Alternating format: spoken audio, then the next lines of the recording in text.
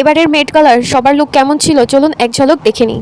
প্রাচীন ভারতীয় ফেস্কো এর নকশার আদলে তৈরি ঈশা আম্বানির গোল্ডেন ওয়েভেন্স শাড়িটি, যার কাস্টিউম ডিজাইনার ছিলেন গৌরব গুপ্তা। তার ব্লাউজে ছিল হীরায় মোড়ানো বিভিন্ন নকশা।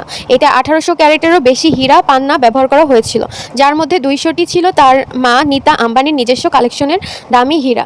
সবথেকে বেশি আলোচনায় এসেছে তার হাতের ম্যাঙ্গো ব্যাগ, যা আমের আকৃতির একটি ভাস্কর্য। কিম কার্ডাশিয়ানকে নিয়ে আলাদা কিছু বলার নেই, আপনারাই বলুন তাকে কেমন লাগছে। তবে বাংলাদেশি প্রেক্ষাপটে এটা যদিও দৃষ্টিকটু, আমার মনে হয় বিদেশিদের প্রেক্ষাপটেও দৃষ্টিকটু। তবে কিমের বডি ফিটনেসটা কিন্তু দারুণ।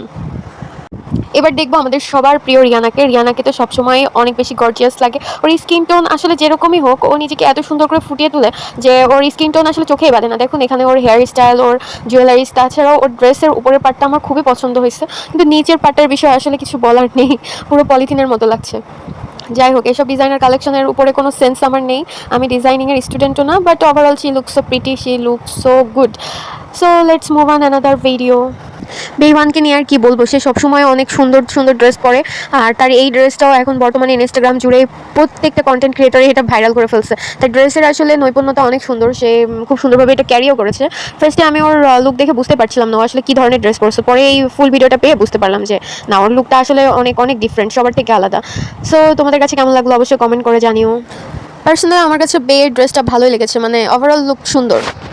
চলো দেখে নিই ব্ল্যাক পিঙ্কের লিসাকে। লিসাকে তো সবসময়ই সুন্দর লাগে, এখানেও ভালো লাগছে, তবে তার এক্সট্রা দুইটা হাত মেবি নৃত্যের কোনো একটা থিম চুজ করে এটা তৈরি করা হয়েছে, আর তার ওড়নাটা ক্যারি করছে ওই এক্সট্রা দুইটা হাত।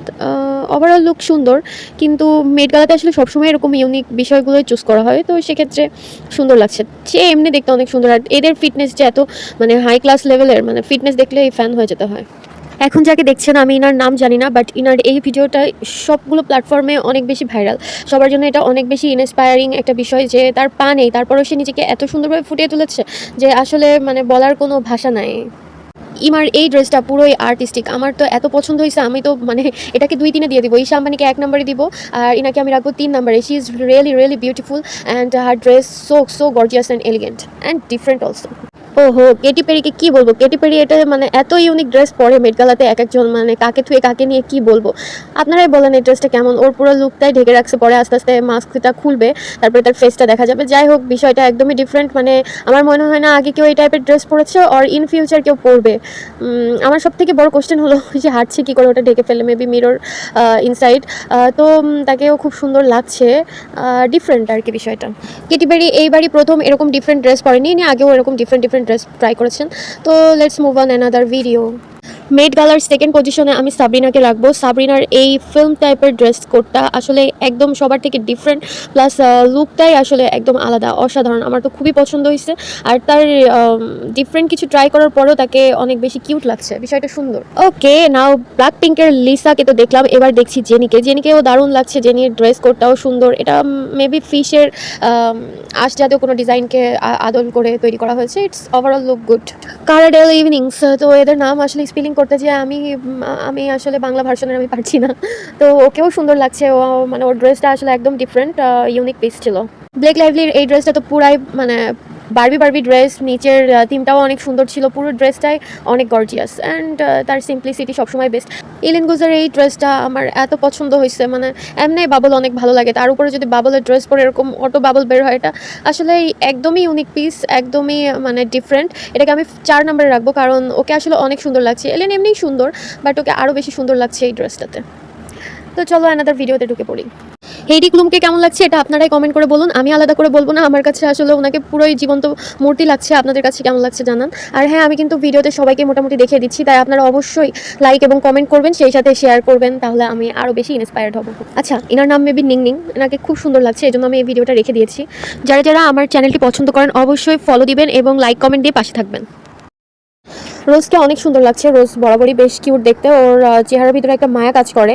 আর এবার দেখছেন জিসো ব্ল্যাক পিঙ্কেরই মেম্বার, আর ওকেও দেখতে অনেক প্রিটি লাগছে, ড্রেসটা বেশ সুন্দর মানিয়েছে তাকে। রীতিমতো মারিয়া জারদোয়াকে দেখে তো আমি ভয় পেয়েছিলাম। ওর হাতের পুতুলটা সুন্দর, কিন্তু ওর অবস্থা আসলে খুবই বেগতিক, আর ওর ড্রেসটা সুন্দর বাট ভয়ঙ্কর সুন্দর লাগছে আর কি।